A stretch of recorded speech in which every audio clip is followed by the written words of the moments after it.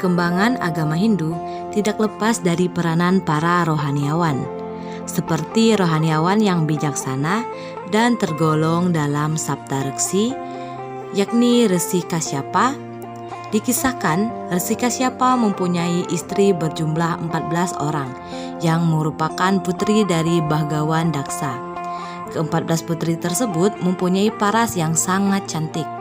Putri-putri Bhagawan Daksa ini bernama Sang Aditi, Diti, Danu, Aristi, Anayusa, Kasa, Surabi, Winata, Kadru, Ira, Parwa, Margi, Krodawasa, dan Sang Tamra. Setelah melaksanakan upacara dan melewati waktu, semua putri tersebut telah dikaruniai putra, kecuali Sang Kadru dan Sang Winata.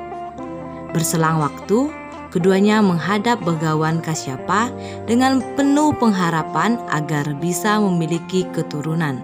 Sang Kadru meminta agar memiliki 1000 orang anak, sedangkan Sang Winata memohon agar diberi 2 anak saja, namun memiliki kesaktian yang melebihi anak-anak Sang Kadru. Anak-anak keturunan Bhagawan Kasyapa lahir sebagai dewa, manusia, raksasa, dan hewan. Tak berselang waktu yang lama, Dewi Kadru melahirkan telur berjumlah ribuan, menetas semua menjadi ular dan naga. Setelah kelahiran putra dari Dewi Kadru, Dewi Winata yang senantiasa terlibat dalam persaingan dengan Dewi Kadru menjadi gundah gulana karena kedua telur miliknya tidak juga menetas, sehingga salah satu telur miliknya dipecahkan agar segera memiliki seorang putra. Akibat ketidaksabaran Dewi Winata, anak yang ditetaskan dari telur tersebut terlahir menjadi burung yang belum sempurna, yang diberi nama Aruna. Bagian atas saja yang terbentuk dengan sempurna, dan kemudian Sang Aruna menjadi tunggangan dari dewa atau Hyang Aditya.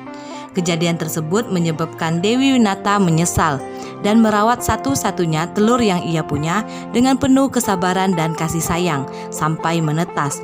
Dan akhirnya telur yang satu tadi menetas melahirkan Sang Garuda. Perjalanan masa kecil Sang Garuda senantiasa dipenuhi dengan usaha membantu tugas sang ibu, termasuk merawat saudara-saudara tirinya yang merupakan anak Dewi Kadru. Namun lama-kelamaan Garuda tidak tahan merawat ular-ular tersebut karena sifat ular yang liar dan tidak bisa diam. Sang Garuda pun bertanya kepada ibunya, kenapa sampai ibunya diperbudak oleh Dewi Kadru dan anak-anaknya. Perbudakan Dewi Kadru terhadap Dewi Winata diawali oleh kisah pertaruhan antara Dewi Winata dengan Dewi Kadru. Mereka mempertaruhkan mengenai warna ekor kuda Ucai Serawa yang akan keluar dari samudra. Dewi Winata bertaruh bahwa ekor kuda tersebut putih warnanya. Para ular memberitahu Dewi Kadru, ibu mereka, bahwa sang ibu akan kalah karena memang ekor kuda tersebut putih warnanya. Dewi Kadru meminta anak-anaknya menutupi ekornya agar ekor kuda nampak hitam warnanya. Ular yang menolak dikutuk akan mati sebagai persembahan para dewa. Mereka yang menolak menuruti kemauan sang ibu.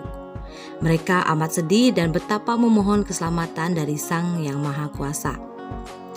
Akhirnya kedua dewi tersebut melihat seekor kuda keluar dari dalam samudra.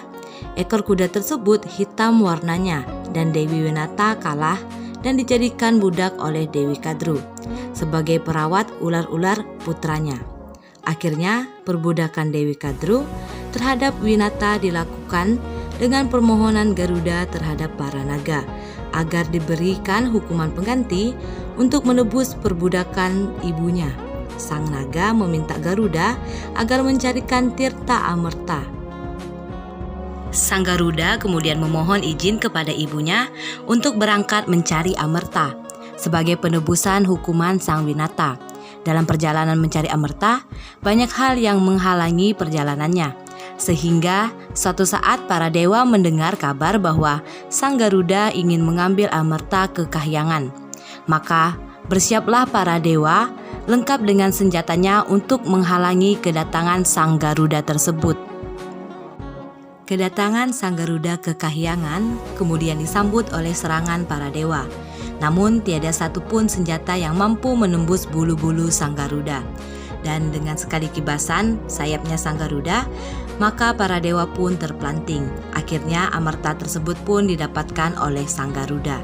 Namun secara tiba-tiba datanglah Dewa Wisnu dan bersabda, "Tidak sepantasnya lah engkau mengambil amarta, dan hendaknya lah kau menjadi tungganganku." Tanpa sepatah kata pun, akhirnya Sang Garuda bersedia dan berpesan kepada Indra bahwa ia akan membawa amarta sebagai penebusan hukuman terhadap ibunya. Dan silahkan diambil setelah diberikan kepada Sang Naga. Sang Garuda kemudian menyampaikan keinginannya kepada Dewa Wisnu untuk membalas penghinaan terhadap ibunya. Dia juga menyatakan keinginannya untuk menjadi abdi dengan memiliki purana atas namanya.